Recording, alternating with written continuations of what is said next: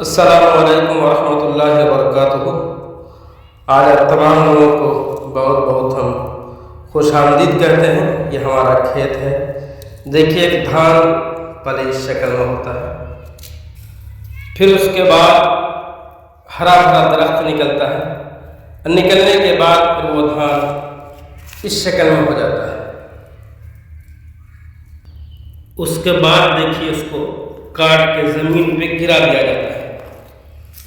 देखिए किस तरीके से उस धान को काट के ज़मीन पे अभी गिरा दिया गया है। फिर उसके बाद इसको थोड़ा थोड़ा लेकर के अटिए की शक्ल में इसको बांध दिया जाता है, ताकि ये एक रूप एक अलग अलग रहे, एक दूसरे से मिले नहीं। फिर इसको इस शक्ल में जमा किया जाता है। फिर जमा करने के बाद देखिए इस तरीके से धान निकालते हैं चावल के लिए।